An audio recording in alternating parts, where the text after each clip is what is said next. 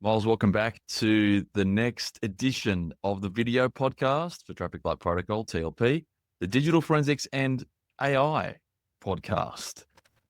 Last week was really good. I enjoyed that a lot. We got a lot of value out of it, and we're starting to see some very interesting trends pop up about voice AI. And today is going to be all about what we've seen in the past and how history is repeating itself. There's a great quote: those who ignore history are doomed to repeat it. And unfortunately, for those who weren't even around on this planet when history was occurring, they're now starting to discover what it is like when you are dealing with toll fraud and AI agents and, voice AI functions being hacked. Welcome to the Voice AI podcast for today. Thank you. I guess the big topic on everyone is obviously AI to voice. It's probably one of the biggest applications at the moment, especially around phone calls, doing bookings, scheduling, all that sort of stuff. And the leader of that is Retail, a great provider. So Retail. So what is Retail? Retail is basically a gateway between your SIP provider and your AI agent, so your ChatGPT. All right, now this one, I know we're going to go super deep on this. Can you go down a little bit deeper into what a SIP provider is, what they do, how they're important? Yeah, so a SIP provider provides you a phone number and a line capacity that allows you to take phone calls. For example, most SIP providers here in Australia do channels of 10, which is 10 simultaneous voice calls, and you get that in your subscription when you order a number off them.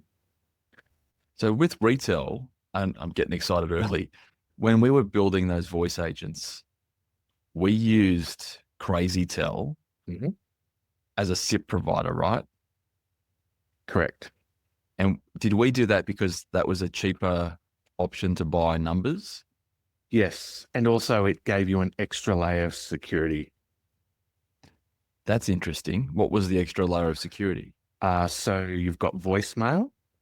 So if something goes wrong, that fail over to voicemail, and we'll talk about failing shortly. Excellent. The second part is it gave you the capability of putting an IVR in front. For sales, press 1. Yeah, that's right. Or support, press 2. Yeah. And the third thing was having a separate recording mechanism, because you wanted to record the whole call from start to finish, including the IVR prompts. Whereas if you went straight to Retail records its session, but you missed out on the first component of the phone call. Oh, so that's very important for a logging and incident response. Correct. And it's great for data sovereignty and all that sort of stuff. So the reason why I chose an Australian provider was all the recordings were in Australia. Okay, because data sovereignty is so important now. There's a huge push from organizations who are requesting it, and I'm hearing it from a lot of enterprise sales teams as well. The first question they're asking for the services that we're providing is it sovereign? And it's not about sovereign citizens who hold up the Magna Carta and say that, what do they say? When tyranny becomes... Oh, they have a particular phrase. I want to look this up because it's kind of funny. What do sovereign citizens... I wish we had that guy who's on the Joe Rogan podcast where Joe's just like, yeah, look that up, man. Tyranny becomes... It's not tyranny becomes duty. Oh, what are they? I think it's resistance becomes Resistance becomes duty. Yeah, when tyranny becomes law, resistance becomes duty. Yeah, is what they believe. Yeah, not what we're talking about at all. I'm not a sovereign citizen, but yeah, the concept of having all the data stored in Australia on Australian data centers, and I know I've been in court recently in France, and there is questions by the French Senate, and forgive me if I've misquoted this. They're asking, can you guarantee that the data will never leave the region of France and go into American Microsoft data centers or be subpoenaed or utilized by American lawmakers. Same deal here, or that same concept of people wanting to retain the data here. Do you know why it's so important to keep the data onshore? Several reasons. The big one is obviously control. So the laws here in Australia affect the people here in Australia. When you move something offshore, the legal system, there's a lot of loopholes, and that causes issues. But also cryptography, the standards are different between different countries. Australia and America are fairly on par, but some other countries don't have cryptography laws. And yeah, you can break the crypto and it doesn't matter. Okay. No consequences. Okay. All right. So that's very interesting. Let's go back to the whole retail thing and why you picked CrazyTel, because it's a sovereign provider. Yeah. So it just basically connects into the retail, and retail's US based. So the issue with retail is that if you store the recordings there, they're in a US server, they've got all that capability. So what you do is turn it off there, and you still get a transcript. Retail offer a transcript, which is just a text, and you can delete those at will as well. So that's an interesting part of retail. Yeah, I'm wondering if the retail API has the function to kind of delete the call transcript as it comes in, and how long it's actually stored if they give us that information. Yeah, I'm not sure of that. I know it was an opt-in or opt-out sort of. Oh, it's a mandatory opt-in, but you had to opt out for it not to record. That's kind of cool. At least they Yeah. give you the option. Yeah. Okay. And how are businesses using retail at the moment? So most people are using it obviously for their inbound and outbound gateways for their chatbots. So whether it be, hey, would you like to book an appointment for our solar service? Hey, would you like to book an appointment for our mowing service? Or the opposite, where you have people calling into a number and saying, hey, I'd like my lawn mowed at this time, and it would schedule the date and time and send it to the franchisee. And the same with solar, does the same thing. Yeah. Okay. And that workflow in the back end can handle the whole interaction, really. Correct. Yeah. If you were a small business owner using a voice AI platform, what would you want to know before that AI agent is deployed or that voice agent is deployed? Yeah. So I'm a failure first. And Failure first. Tell me about that. Yeah. So I think we spoke about this earlier about when I was a kid growing up, I learned some circus skills. And when you learn stilts, you don't learn to walk on stilts, you learn to fall off stilts and how to correctly fall.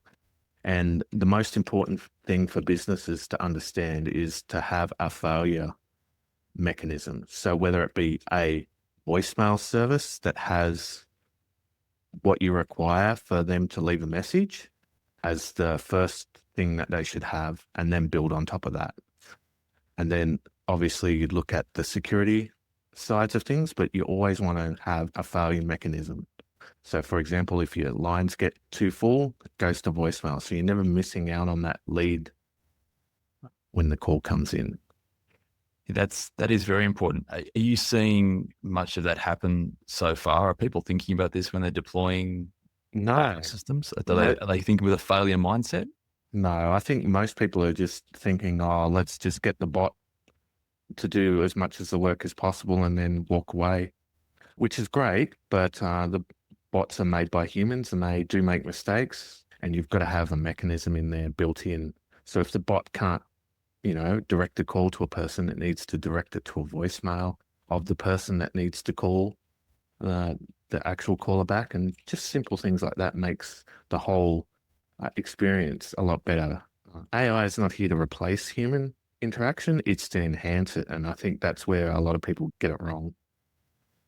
So are there any differences between voice AI cybersecurity and traditional cybersecurity? there's a couple of nuances with voice. So voice have a Sorry, my dog is going absolute nuts, and I'm trying to put it on mute. I can't Us. I can't hear it. I can't hear it. Oh dear. Okay, so It's all right. oh, she's going nuts. All right. So yeah, the differences between voice AI cyber and normal cyber. Yeah. So there is a voice is a lot different. There's codecs capacity is a little bit different, whereas in data center land, you've pretty much got a massive capability and a capacity. Whereas in a voice, you've got a limited scope, and you've got to understand once you hit that limit what your failure rate is going to do. For example, how I mentioned the 10 lines capability, like when you order a SIP service from most Australian providers, it's usually a 10 channel, which is 10 calls simultaneously. In America, it's 20. They get 20 and we get 10. Their standard was different. So back in the day when Australia, we have a European phone system, and in Australia, you would have an E1, which would be 10 channels. In America, they had a T1, which was slightly different. I think it was either 12 or 16. It was definitely more than 10.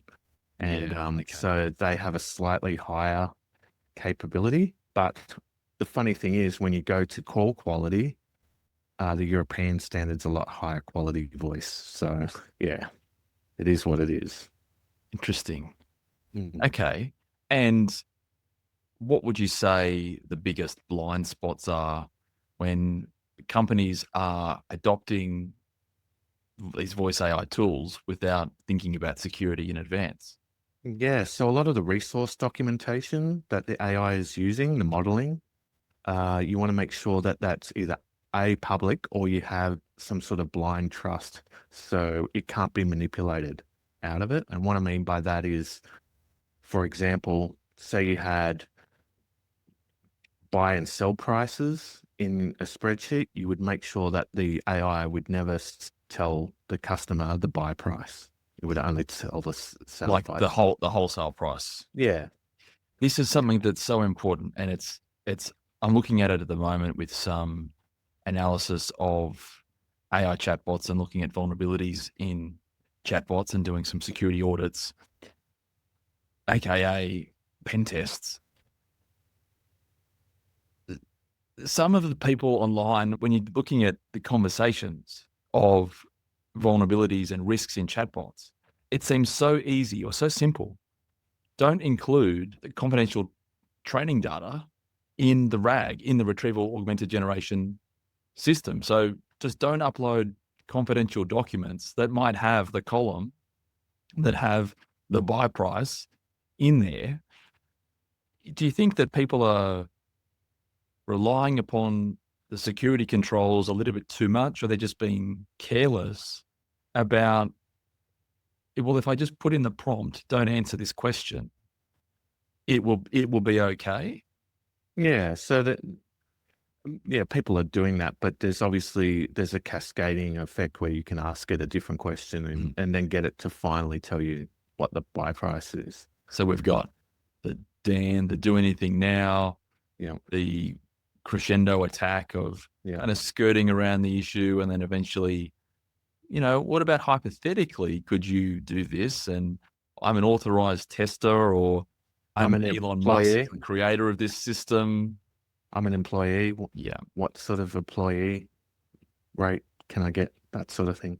The real function here is just don't include things that shouldn't be revealed in the data set, in the training model, Correct. or in the data that can be used from the knowledge base. Yeah, anything you wouldn't publish directly onto a website that all could read. Yeah, we're going to see a lot more of this Oh, as 100%. time goes on. Absolutely. Yeah, it's going to take some data management. It's going to take some digital librarians to curate the data and to filter it, and we just can't rely upon it. It's going to get a lot worse before it gets better. Mm-hmm. So hopefully, from doing things like this, we can start to spread the knowledge and explain to AI deployers, AI builders. It's a really bad time for me to lose my voice. To these risks. Yeah, absolutely. So that's one of the risks. that businesses are going to face. Are there any other risks of using AI voice agents without sufficient security? So obviously there's the bill impact, where you get, scam callers just tying up your AI resources and that escalating your bill, not having the proper controls in there. So simple things like limit calls to 5 minutes if an operator is not available, or if the AI bot is not having success with the user, push it to a voicemail or push it to an actual person to deal with. Can we expand on that? Because that is one of the attacks that's occurring. Mm-hmm. And it's, I don't know what's going on, but it's coming from these UK numbers. And obviously unfortunately haven't had one today. The call came in from a UK number highlighting the problem. You've gotten scam calls from UK numbers as well. Yeah. And what is going on there? I don't understand why UK numbers are being favored for these types of scams, but it's a rising trend, and more people are posting it on LinkedIn now, sharing their stories. And I've read varying amounts from $500 up to thousands. It's who's going to step in here? I know you've created something. You've started working on an N8N workflow Mm-hmm. to secure things. Yep. I don't want to reveal the name because it's all yours. You want to share that and start talking about it a little bit more? Yeah. So there's two things that you can do, obviously, is if you're in a particular market or region, you can lock it to that region. So if you do get international callers, you just push them to voicemail. That's a fundamental security control. If you're not, it's like Office 365 not allowing logins from countries where you were not expecting staff to be. Correct. This is, if you're not doing business in countries other than where you're based, don't accept calls and don't have calls going outbound. It's pretty, it seems so simple, but it's probably really easy to forget when you're just trying to deploy something quickly, right? Yeah, absolutely. And then the next phase is obviously building it into your AI platform to have something like a segregated witness to sit there and look at the call and see That's the one. what people are saying. Segregated witness sounds intense. It sounds massive. Can you go into it a little bit more? Yeah. So thinking of the old Bitcoin days, they had a segregated witness to look at the transaction as it was occurring. And it's the same principle. It's a AI that's independent from the AI that's going to be answering the question. It looks at the question, see if it's malice, make sure that it's formatted correctly so there's not any funky stuff or, hidden agenda. And then it pushes it through to the other AI, which then answers. It then looks at the conversation going back and filters to make sure that, hey, has the question been answered correctly? Yes or no? If it's no, it goes back to the original AI to get it right, and then it comes through to the end user to listen. This is very cool. Are you going to put you on the spot here? Are you going to share that N8N workflow with anyone? Will that be in the Skool course we've got, or is Absolutely. It'll be available in our Skool course. Okay. The other thing that we're going to use it on our own chatbot. So okay.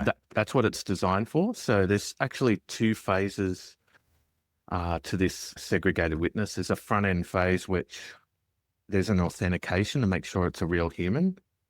And then there's the segregated witness as it processes the text messages or voice messages through to the other AI. So how do you do that initial verification to make sure it's a real human? So it either does it via SMS or email. So it'll send you an SMS saying, hey, we just sent you an SMS and it obviously asks for your mobile number, and it sends like a 5 or 6 digit number. You type in the number and it verifies, yes, that's a legitimate phone number. So it must be a human. You've got to do it within like 3 to 5 minutes. Yeah. Otherwise it closes down the chat session. Cool. But until you do the verification, you can't continue to communicate, right? It's it's a hard rule. Yeah. Okay. And is that something that's easily able to be set up by people using voice AI? Yeah, absolutely. And it's like only 5 cents roughly for that transaction to occur. Like when you look at how much it costs you to run a chatbot and voice chat for like 30 seconds to a minute, it's a no-brainer to put that sort of functionality at the front, because it just filters out all these bots that are trying to scam and manipulate data. So at the very least, you are stopping automated platforms at the moment from doing these wide campaigns just to run up the bill. Over time, as the bots get smarter, as they can handle these two-factor requests, you could eventually do something like having a database of bad numbers. And having a shared threat feed where you would go, all right, this number's been seen to do this. Has anyone else seen this? And if it's yes or no, whether it'll allow the call to continue. Is there a way to maintain a list of blocked numbers in the back end of Retail or in the back end of your SMS platform? I think there's a manual way, like you would have to manually add them, because most of the SIP providers offer this. So you can, if you get like 10 phone calls from the same number, obviously you're going to go, all right, that's just a nuisance call. Let's block it and save yourself some money. But you'd also add that into your chatbot is if you see more than twice a day, the same number, feed it into a list and then go review that list. That's going to be pretty cool. And would that be in the workflow side, or is there some logic that would sit on the retail angle? It'd be like a retail functionality, but Yeah. I'm also looking at the N8N module to then feed that data from retail into the block list on the SIP provider. So as a voice AI community, if we start to get together and share this intelligence, there's unfortunately a few people will get hit initially, but over time, we can beat the scammers because we are sharing these numbers, which is the equivalent of sharing phishing emails and bad website domains, the indicators of compromise that we do in cybersecurity normally. I hope this gets up. I hope this really becomes something that the community can benefit from and everyone gets behind it. And there's no shame in sharing the threat intelligence. I mean, people are already doing it, saying, hey, I just lost thousands of dollars this weekend. Don't you be the next victim. Yeah. This is what happened. This is how we can block it. So that's exciting. Is that something that's going to be released shortly? It's a project that you're working on at the moment? Yeah. It's adding the functionality and stuff of what people want as well. So yeah, it's definitely in the roadmap. Our chatbot's going to be the first one that gets that. And we'll just add features as they come along. Can't wait for the chatbot to go live. I have so many features that I want to add and want to talk about, but don't want to give the game away. We've gone through the risks now of using an AI voice agent if it's not secured properly. There's always going to be new use cases. It's always going to be cat and mouse as developers get better at locking things down, as they're securing things. Scammers, people who are attacking LLM systems will continue to come up with new ways. LLMs will continue to come up with new ways of doing things. The protections that are being put in by commercial LLMs are just not going to cut it anymore because we're all downloading OpenLlama and running models that don't have the restrictions. I want to talk about failure, and you talked a bit about it before with the stilts, and I love that, how it's baked into the method of operation. It's baked into how you're learning about it.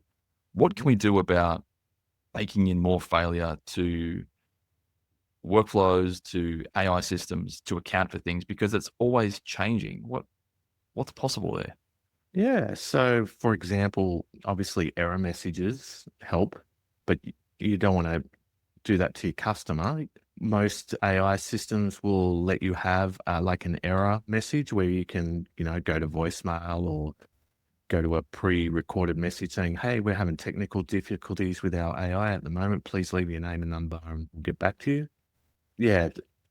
Having those in place just obviously helps your brand and reputation, but also ensures that if something does go wrong, that you've got a method of delivering a service when everything fails. I think a great example in Australia was when the FPOS, one of the major telcos, went down. You couldn't pay for your coffees. I remember that. It was only a few months ago. Yeah, and everyone was all up in arms about that. The simple solution for that is having another FPOS machine with a different provider. You can pick them up from Officeworks. And I've had this discussion with many small businesses to have multiple. So when one fails, you've got another ready to go because, yeah, a lot of them don't charge a per month fee. So you can get away with having a spare one just sitting there. It comes down to DR, like disaster recovery and I guess resilience of the business. Yeah. And your risk appetite, right? So some businesses might want to have, a $200 FPOS machine sitting in the drawer. Yeah. But the day that it happens, you wish you did because it's cheaper than losing customers. 100%.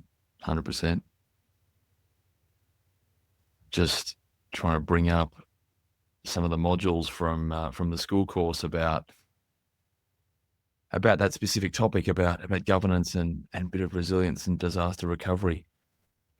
Yeah. And obviously you need to log things, make sure that you're constantly testing what's going on in your AI environment, not only with your daily or weekly test plan, but with your customers, listening to some of those call recordings, making sure that it's producing the results that you want. Yeah, because it can go sideways. And I know that voice AI developers are, as part of that onboarding focus, they're constantly listening to and reading transcripts and trying to identify what's going on. What I was thinking about before, you were talking about the failure mode. It just goes into voicemail. Mm-hmm. And borrowing something from traditional cybersecurity, where a denial of service or a distributed denial of service, where tens or hundreds of thousands of machines are being directed to attack a particular website or a system. What is possible? We've got Cloudflare to scrub denial of service traffic, and they had the biggest data denial of service in history just recently. It was in the terabits of range. 11, I believe, around 11 terabits. Mm-hmm. It is, it's an unfathomable amount of data. We've got Cloudflare for that. We've got Cloudflare for people who are saying, I don't want AI to scrape my websites. Yep. Which is going to bring an interesting challenge in itself, but that's too philosophical for this. We're sticking to the technical. What can we do if someone is running a denial of service against your phone numbers? What's going to happen there? Yeah. So obviously, if you've set up to fail to start with, it'll go to voicemail. But obviously, the worst case scenario, it'll ring engage. So that's the absolute worst. Like people calling and they can't get through. Remember the old days of dial-up internet? That's not ever. Yeah, that's the day. That's exactly what they're going to hear is the busy tone. Yeah. So at the moment, it sounds like there's no solution, and it's a risk, and it's got to go into the threat model of someone might attack our platform and they might chew up all the lines. Yep. In that case, is it worth having a backup number, or do you need to go further and think of what's a better disaster recovery process, or what's an incident response process where you can start to look at using a threat intelligence feed, or do the manual blocking of numbers by first going through the logs? Is that how you would approach that if you were getting if you're getting smashed, if the lines were getting clogged up?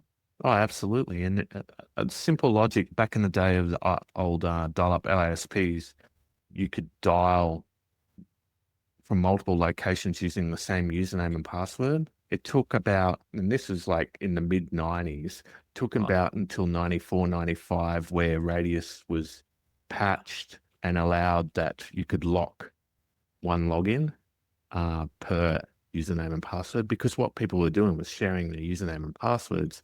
And obviously the ISP's billing would still bill for those 2 sessions. Yeah. But if you're an unlimited ISP, tying up 2 lines. Man. I wish I had. Yeah. I'm one of those people. I was very young back in 1994, and we didn't have the internet at that point in time.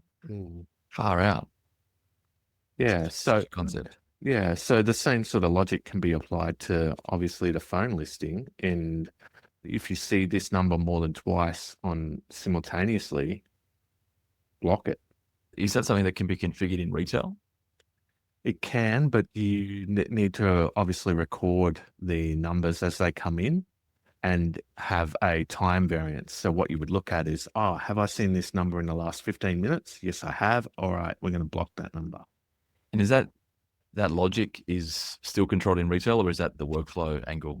That will be the workflow. So Okay. the retail would push it to the workflow and put it into, say, a spreadsheet or some sort of data source. Superbase, some kind of vector database. Yeah. Yep. It would look at it and go, oh, I've seen you before, 15 minutes, block. And then, they couldn't obviously generate the third and fourth call. So, go in the sin bin, or maybe remain banned, permaban. Yeah. Yeah. You've been in cyber for a long time. What lessons from your decades of cyber and systems and engineering experience should we be applying to AI right now? But obviously that duplication thing where, the same number can be used across multiple numbers. That's something you need to look for. The other thing is making sure that you build systems that fail correctly and test multiple failure rates. So failing with the SIP, failing with the AI experience, failing with the inputs. Like you can have inputs with numbers and stuff like that. You can have verification for customers. So if you want, for example, if you want support, hey, tell us your phone number, they type in their phone number and they go through to support because it looks it up on the database. Oh yeah, that's a customer, goes straight through. Just simple logical steps with that. And basically making sure that you've got well-documented processes and systems in place, because that's the beginning and end.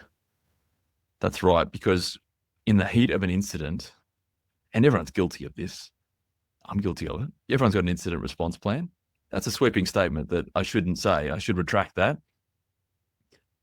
People who are prepared have incident response plans.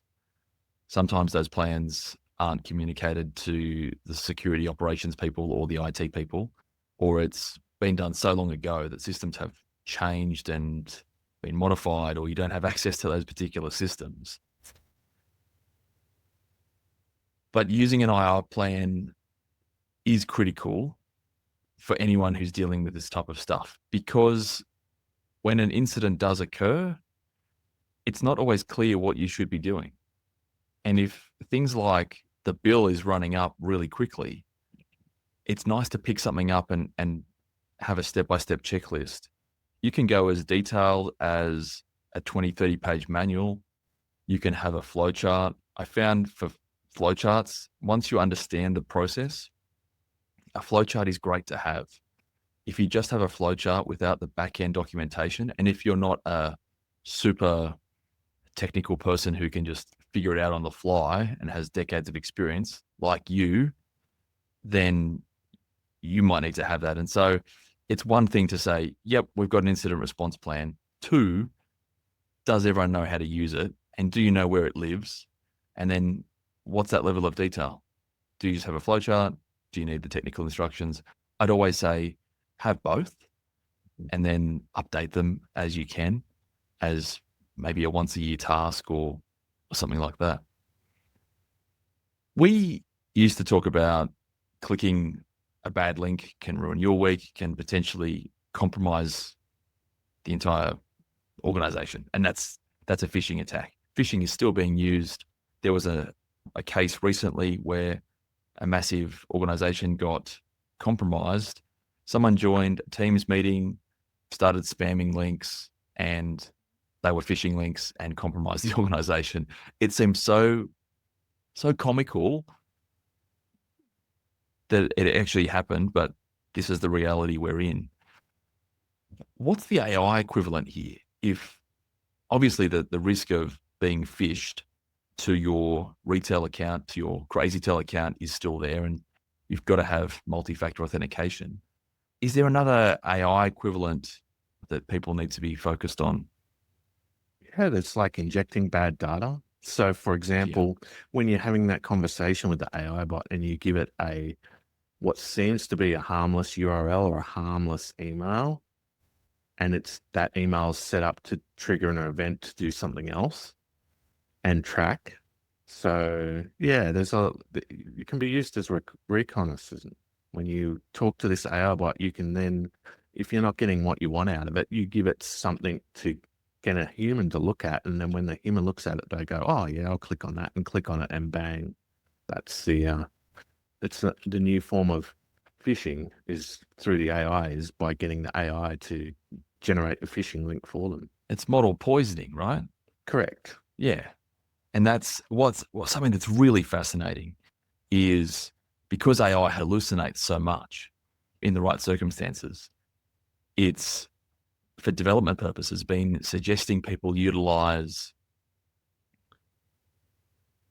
packages for development. Go and run this pip installer for a Python package. I'm just explaining that for everyone else. I know that you understand that one, but run pip install and it specifies this Python package that doesn't actually exist. People are doing this. I'm guilty of it, because you are just desperate to get the solution working. What this is now creating is it's generating typo squatting opportunities for threat actors who then create a malicious package based on the hallucination. And that's just relying upon the LLM's output. We're not even getting into model manipulation. And I guess we're going to have to call it model stuffing or something, where they're putting in false data. People are already doing this. And what's interesting is, by design, the LLM is allowed to ingest the data that we upload and use it as training data. In my ChatGPT, I've turned off use my contributions to train the model. I've I don't know if I've done it in Claude. I might have. If not, I should have. But people are now discovering search engine optimization for LLMs. It's called something else. I think it's called Geo. Yep. GPT engine optimization, maybe. Yep. It could be the one. Yeah, I've had Geo before. Yeah. Yeah. So that's starting to happen, and that's one of the risks. And we could talk about this. It'll be a whole show. It will be, and we'll cover it off, right? Because there's all these different frameworks. Scratching the surface is what OWASP are talking about, and I've been talking to some of the creators of the OWASP top 10 for LLMs, the OWASP top 10 for machine learning, and it's fascinating to hear how this has all come together. But then you've got the MITRE Atlas framework, which is talking about the whole kill chain for LLMs. So moving away from the MITRE ATT&CK framework to Atlas as we migrate into this new era. So it's all about risk. It has always been about risk, as a CISO told me about 15 years ago. It's all about risk. And that is something that is not really being talked about at the moment. Everyone's focusing on, I'm building apps. This is cool. I've got to ship this stuff. But traditional security models, traditional security concepts are not popularized. The YouTube gurus are not talking about it. I can't wait to become a YouTube guru so I can talk about how cybersecurity for AI is still important. What's your view on the people who are sharing AI workflows at the moment and the reach that they have, and the fact that they're not addressing cybersecurity at all? I think it's like the old days when something's new, they just want to get it done. You just want to, like the internet. Back in the early days, there was no SSL. Everything was HTTP. You could do whatever you want, inspect people's data, whatever. Everything was a free for all, and it was just a wild, wild west. And that's what AI is right now. It's a wild, wild west. There's no standards. There's no real tight security controls. We're adapting cybersecurity controls that we already exist into this new world. And these guys are obviously got an outcome they want to make, and they're going to get there the quickest and easiest possible way. It is scary what is happening. And this is why I've created the Skool community. You're in there, you're building some modules about cyber, and just the whole mission of this platform is to build the community so we can start to share threat intelligence about blocking scam calls, improving the security of voice AI systems, and gradually shift the tide. But at the moment, all I can think about is Steve Ballmer in the mid-90s. He's on stage, he's dripping in sweat, and for like 30 seconds, he's just saying, developers, developers, developers. And it's a great clip. Developers are so important to the AI ecosystem. But what is also so important is for everyone, security, it's a cliche, security is everybody's responsibility. But truly, it is. And I was writing about this morning. I was updating the modules in the Skool course. If developers are building AI apps now with a focus on delivering functionality, and that is great. They're doing what their customers want them to do, but they are not focusing on, actually it was a LinkedIn post, it wasn't Skool. If they're not focusing on the fundamentals of security, if they're not talking to the threat model, they're not talking to risk in the organization, if they're not even across it.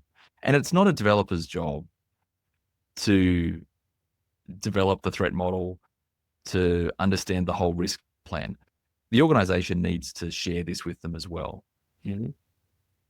It goes both ways. The sword cuts both ways, but the developers should be asking, what do I need to do to make sure that this is going to be secure for you? Because at the moment, these YouTube gurus are teaching people, get in there, do a job for 2.5K, do it for $5,000 or even less if you're on Upwork.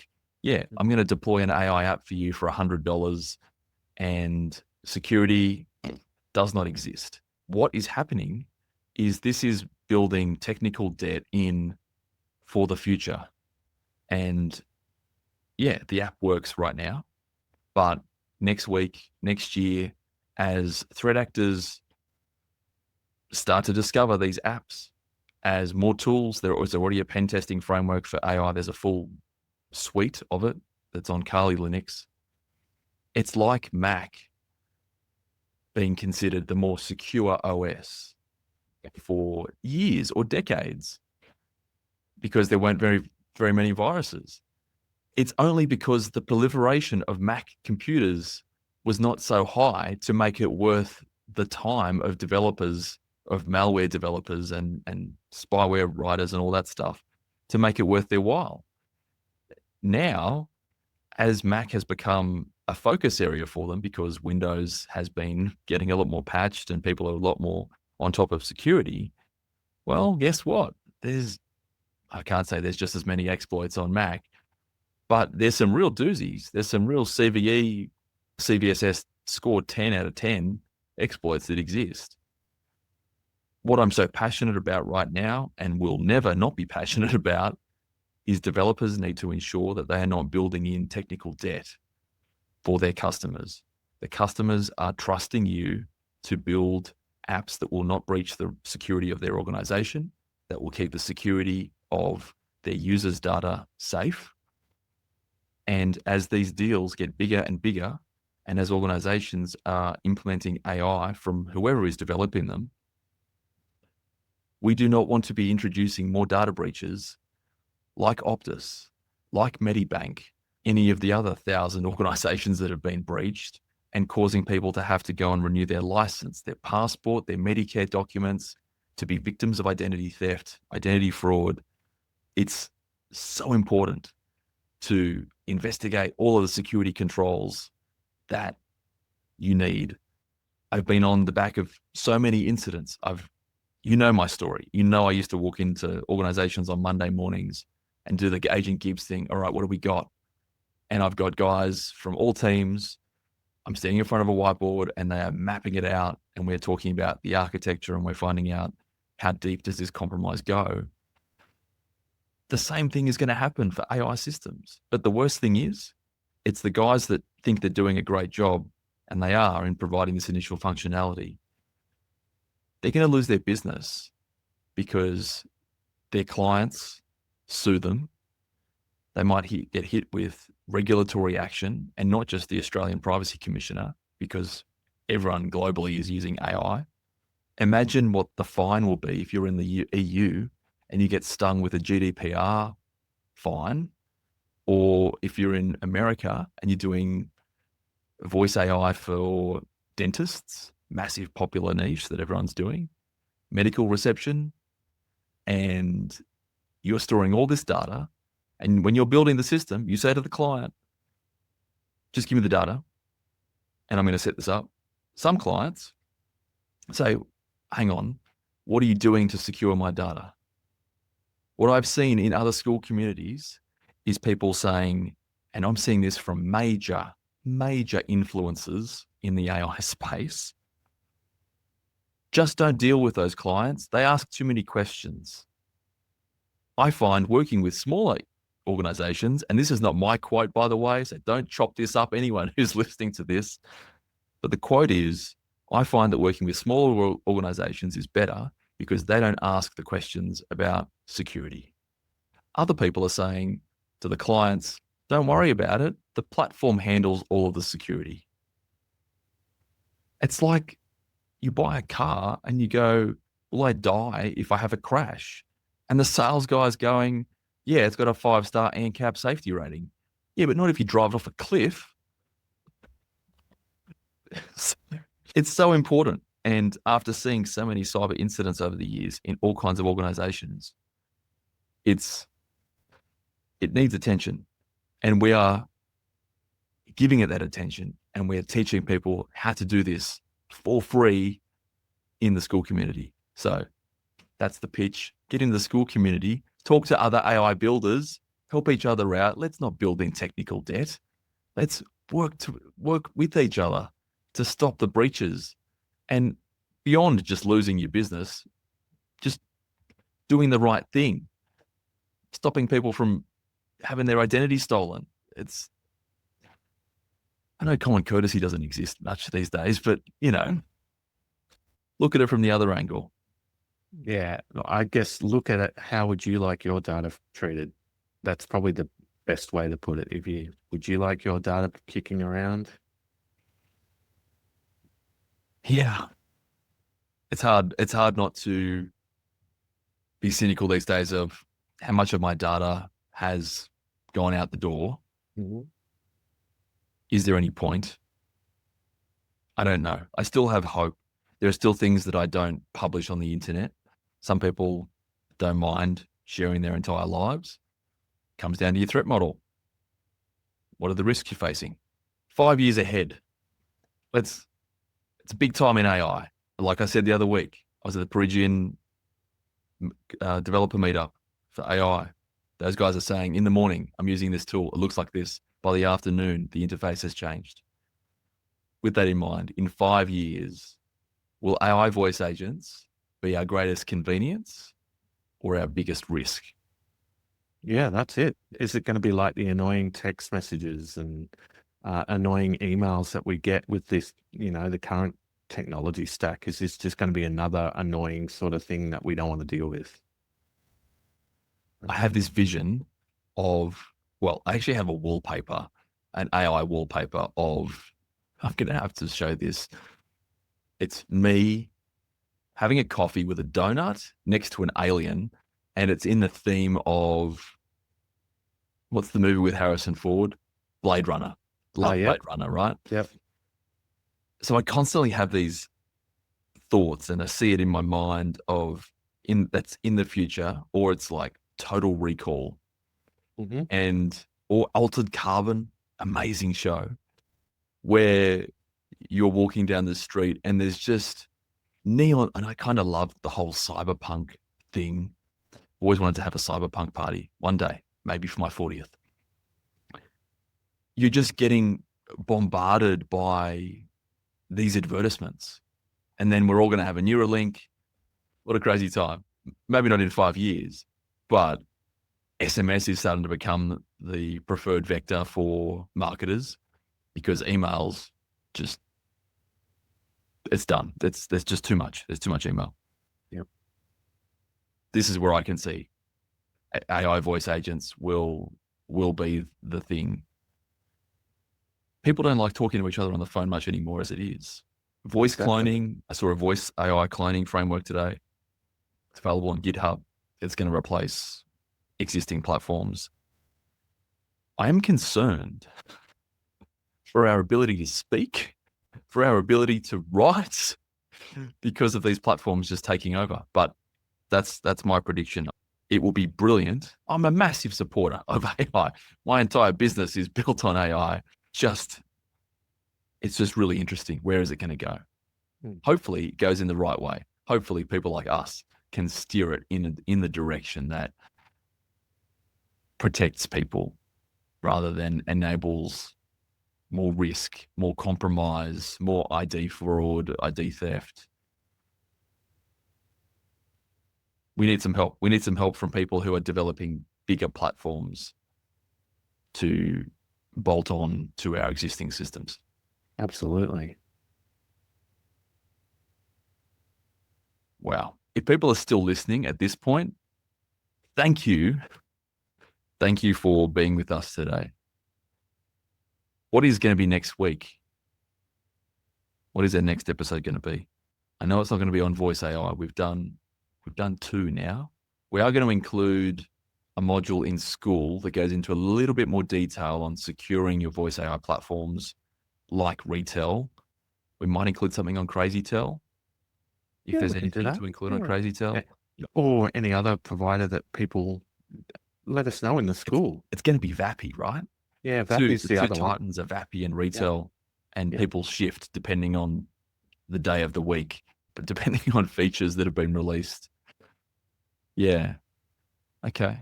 That'd be great. We want to build material. We want to build courseware that is helping people to secure platforms that you're actually using. And if one is more insecure than the other, it needs attention, and we want to show you insecure with their default settings. Yeah. We want to explain what you can do to lock it down, and coupled with some threat intelligence sharing, we can just cut the head off the snake, hopefully, of these AI scams, and people can stop losing money. Yeah, and reduce the risk to a lot less than what it is at the moment. And it's only going to grow, unfortunately. It's the risk is growing as these systems develop, and it is a cat and mouse game. It is always cat and mouse, and it has been, and we're not going to escape it. Correct. Yeah. All right, let's wrap it up. We will see you in the next episode. I'm going to stop recording, and that's it. I don't know how to end these gracefully. That's all right.